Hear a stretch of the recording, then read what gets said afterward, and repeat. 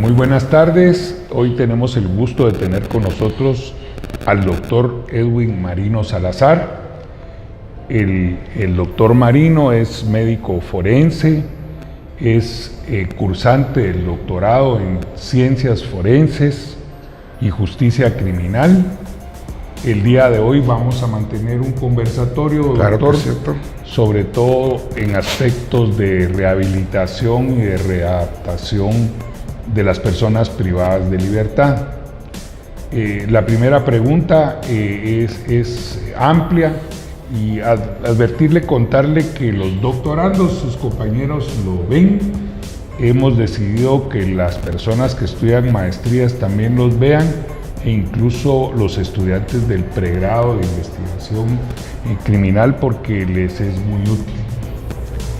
Entonces, ¿cree usted, doctor, que las personas que están privadas de libertad, sea preventivamente o hayan sido condenadas, pueden readaptarse, pueden rehabilitarse y sobre todo cumplir con lo que dice la Constitución Política de la República, reinsertarse a la sociedad después de estar recluidos en centros como los que tenemos en nuestro país? Bueno, respondiendo a su pregunta, doctor, yo le diría que hay un grupo de personas que sí se pueden readaptar o reinsertar a la sociedad, y hay un grupo que no lo puede hacer. ¿Por qué se da esas situaciones? Porque lamentablemente en nuestro medio pues no tenemos, el Estado no provee las condiciones óptimas para preparar a la gente para que se pueda readaptar, entienda el ilícito que cometió, que se le desarrolle una educación, una preparación para la vida, y que cuando salga, al terminar su condena, él pueda readaptarse a la vida, respetando las leyes y las normas de la sociedad.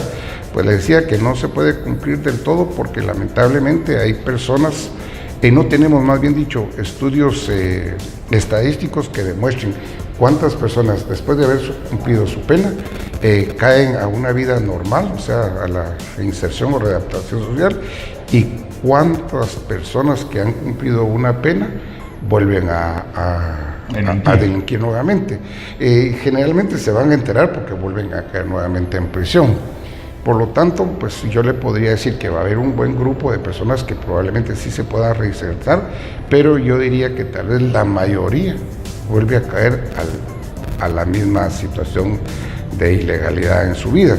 Y esto es por un círculo vicioso que prácticamente pues son las causas por las cuales las personas delinquen, ¿verdad?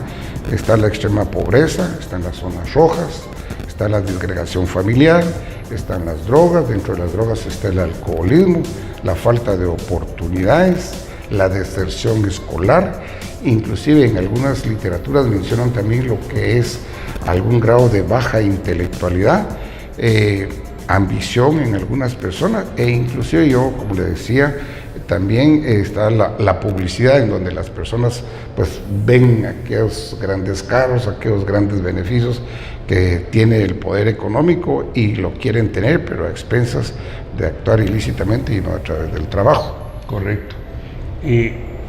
Quisiera también que me comentara qué piensa respecto a las edificaciones que nosotros tenemos en el sistema penitenciario y si ellas coadyuvan a que haya esa reinserción social, o si el hacinamiento nos hace que, por el contrario, ocurran hechos delictivos diversos precisamente por ese hacinamiento. Sí, hay datos estadísticos que reportan que la mayoría de países de Latinoamérica tienen hasta un 200 y algunos otros países a un 300% de hacinamiento. Obviamente no reúnen las condiciones óptimas. Las instituciones carcelarias básicamente se rigen sobre las reglas de Mandela, y específicamente la regla número 11, que yo la podría resumir en tres características principales. Uno es infraestructura, en la cual ya hay normativos internacionales en donde dice cómo debe ser una cárcel. Dos sería el recurso humano de esas cárceles, que puede ser tanto operativo, como serían los guardias de seguridad, profesional, como serían médicos, psicólogos, trabajadores sociales, etcétera, etcétera, y el equipamiento que pueda tener esas cárceles. cosa que en nuestro medio no se llena. Aparte de eso, la literatura dice que pueden tener 3 tipos de cárceles. Hay unas cárceles que le llaman, que tienen múltiples edificios, un área muy extensa, y la característica que tienen estas cárceles es que se pueden tener en los diferentes edificios diferente calidad de reos. Se puede tener hombres, se pueden tener mujeres, se pueden tener menores de edad, se pueden tener aquellas personas que están en fase de investigación, o sea, en un encarcelamiento preventivo, o aquellas personas que ya estén condenadas por un delito. Sí, clasificados. Exacto, básicamente clasificados, y tiene la característica que las diferentes estructuras no se comunican entre sí. La otra tipo de cárcel que mencionan son cárceles que son con menor cantidad de edificios, pero los edificios son más grandes y tienen ya algún grado de intercomunicación entre los mismos reos por el área donde están recluidos, y tiene la característica que este tipo de cárceles van a tener áreas comunes, como podría ser la escuela, la biblioteca, los patios, que se comparten pero a diferente horario. Entonces ahí se pueden tener a reos que pueden tener una peligrosidad intermedia, podríamos decir. Y finalmente tenemos aquellos reclusorios que van a estar ubicados en una sola prácticamente estructura, que tienen intercomunicación entre sí, y son para aquellas personas que están ya condenadas, cadena perpetua, y reos de alta peligrosidad. También menciona que pueden estar en zonas urbanas, semirurales y en áreas rurales. Cuando estén, dependiendo de la ubicación, pues se tiene que completar características como lo sería el transporte, la gasolina, el insumo de agua, que el insumo de agua pues se recomienda que tengan pozos, los cuales deben ser aforados periódicamente. Aparte de eso, de tener un sistema aéreo y un sistema que funcione a veces, subterráneo, que funcione con electricidad. ¿Por qué el aéreo? Porque las que funcionan con electricidad es agua eléctrica, se va la luz, no hay agua, aunque pues también está contemplado que estas instalaciones tengan acometidas de corriente eléctrica como cualquier otra institución, pero deben tener plantas eléctricas secundarias que en un momento dado, pues ya sea que se vaya la luz por una situación particular o inclusive por un atentado, ellas puedan suplir las áreas primordiales con la energía eléctrica. También mencionan que el tipo de reos que se debe tener, pues se puede tener de acuerdo a su sexo, de acuerdo a la edad, de acuerdo al delito que se tengan. Se puede tener reos de alta peligrosidad. Ellos lo dividen de 1 a 4 niveles, donde está el nivel 1 y el nivel 2, los de más alta peligrosidad. El nivel 3 y el nivel 4 es de una peligrosidad menor. Los niveles 1 y 2 pueden ser cárceles cerradas, y el nivel 3 y 4 pueden ser cárceles abiertas. Mencionan también, por ejemplo, el tipo de cerraduras. También mencionan en 4 niveles.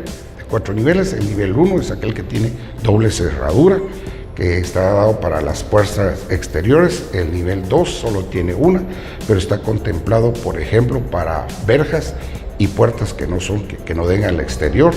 El nivel 3 se puede ser para oficinas y bodegas que tengan insumos peligrosos, y el nivel 4 es para las celdas. Yo creo, doctor, que lo que usted nos ha narrado sobre las edificaciones, su equipamiento y la forma en que los reclusos pueden ser distribuidos dependiendo del grado de peligrosidad, nos ilustra mucho. Cotidianamente hay problemas por los traslados de los reos, ya sea traslados a centros médicos o traslados a los tribunales. ¿Qué opinión tiene usted respecto a las videoconferencias y a los traslados propiamente? Bueno, en lo referente a los traslados, doctor, me permitiría informarle que pues, hay básicamente 3 tipos de traslados. Uno es en aquellos en los cuales el recluso está en fase del proceso judicial, en donde tiene que asistir a los tribunales. El otro caso específicamente es cuando hay problemas de enfermedad, que pueden ser enfermedades agudas y crónicas. Y las crónicas también pueden ser, en un momento dado, que se agudicen. Una aguda podríamos hablar de un apéndice, por ejemplo, que es un problema quirúrgico. Una crónica agudizada pues podría ser un paciente diabético que se descompense y que necesite hospitalización, o que necesite una evaluación con cierta periodicidad. Y el otro tipo de traslados cuando se pasa de un reclusorio a otro por una X situación. En todo eso de lo que se refiere a los traslados, y de último voy a dejar la teleconferencia, básicamente pues se debe tener la discreción, se debe tener la seguridad del caso, se debe tener rutas establecidas, rutas alternas, y lo más importante, lo que dice Nelson Mandela, ¿verdad? Que los traslados deben ser en condiciones óptimas y adecuadas, pues no como lamentablemente sucede en nuestro medio.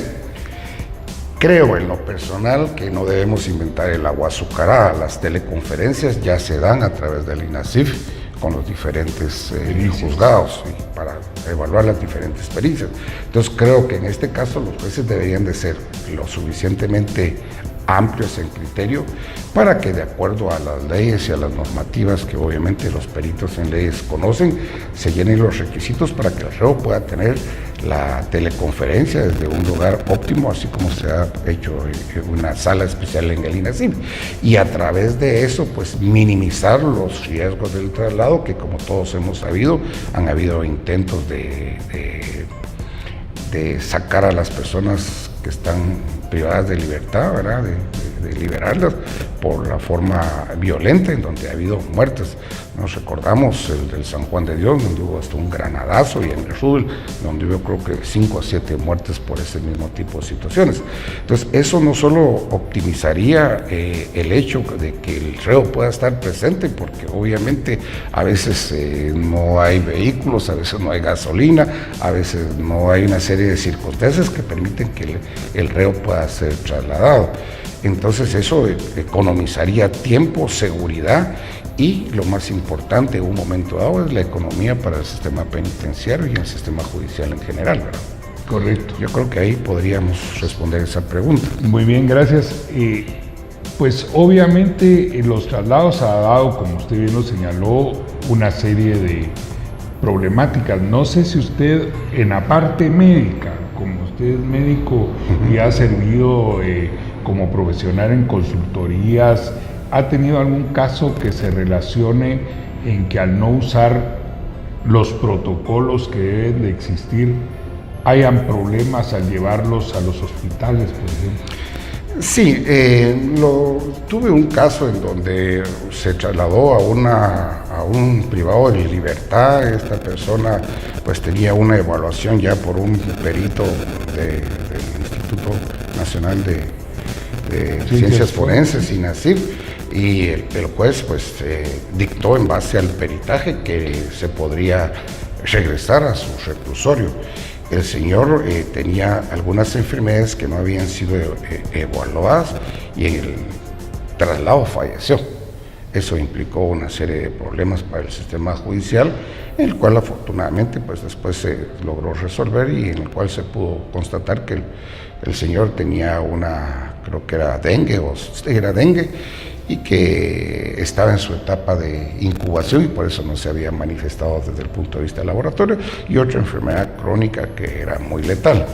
Entonces, obviamente, si no se respetan los protocolos, si no se maneja en la forma adecuada, obviamente vamos a tener algún tipo de problema de diversa naturaleza, ¿verdad?, en lo que es el traslado de los reos. Y es más, tengo la suerte de tener la experiencia de que las 3 causas básicas por que consultan los reos dentro del reclusorio es por enfermedades dermatológicas, por enfermedades respiratorias, por enfermedades diarreicas. Tuve la oportunidad de revisar un año las estadísticas, y básicamente yo le diría que el 95% de esas patologías se manejan por consulta externa, y un 5% ameritaría un traslado. Entonces, o en su defecto que hubiera personal de enfermería 24 horas con médicos de turno que pudieran evaluar y determinar e inclusive también se puede hacer ya diagnóstico a través de telemedicina, en donde se necesita un especialista, pues a través de algunos aparatos se puede oír los latidos del corazón, se puede tomar un electrocardiograma, un enfermero se puede preparar perfectamente para que sea técnico en ultrasonido y tomar un ultrasonido, a modo de que este reo no pueda salir del reclusorio y que, como dije anteriormente, sea, cuando es estrictamente necesario, una enfermedad que sea agudizada, una enfermedad aguda o una enfermedad crónica que sea agudizado en un momento dado. Agradecerle su participación, doctor, y pedirle finalmente que usted, desde su punto de vista como médico forense, si quisiera darle a las personas que son destinatarios de esta transmisión, les pudiera dar un mensaje que se relaciona con la profesión de médico y su estudio en justicia criminal ahora en el doctorado. Ya, muchas gracias, doctor. Yo creo que el agradecido soy yo. Y definitivamente, lo que habíamos hablado, yo creo que es vital y de suma importancia que esto pudiera llegar a todos los ámbitos de las autoridades competentes para que se pudiera implementar lo que es la teleconferencia. Ya vimos que tiene una serie de ventajas, desde lo económico hasta la seguridad, que es lo más básico, porque obviamente ya no se quiere atender a los privados de libertad, sobre todo los de alta peligrosidad nivel 1 y nivel 2, en instituciones donde llega gente común y corriente y que puede ser sujeto en un momento dado a que en un atentado pues salga herido o inclusive fallecido. La otra es el personal, capacitar perfectamente al personal. Desde mi punto de vista, creo que deben haber personas que hagan carrera penitenciaria, que se desarrollen específicamente en lo que es lo operativo, en lo que es lo profesional y en lo que es lo administrativo. Básicamente yo le diría que sería en lo operativo y en lo profesional. Y en lo profesional pues estamos hablando de psicólogos, estamos hablando de médicos de consultorio, personal de enfermería, trabajadores sociales, etcétera, etcétera, en donde se pueda equipar adecuadamente un área específica para que pueda atender pues 24 horas si fuera necesario, ¿verdad? Con la medicina mínima necesaria para atender las 10 primeras causas de morbi y mortalidad que están perfectamente estudiadas y que todos los médicos que conocemos un poquito de epidemiología las conocemos perfectamente, y en base a eso pues prestar un servicio idóneo, óptimo a esta gente que está privada de libertad. Eso es lo que me diría yo en pocas palabras, que sería parte de lo óptimo para el servicio. Muy agradecido, doctor. Entonces nos toca despedirnos y dar un mensaje final. Recordarles, aquí el doctor nos hizo mención de las normas de Mandela y nosotros hemos estado ahora conversando de que se debe de ver 4 cosas fundamentales: leyes y reglamentos, edificaciones que hoy hablamos, clasificación de presos, reos, y clasificación y selección del personal penitenciario, como usted lo mencionó. Muchas gracias y buenas tardes.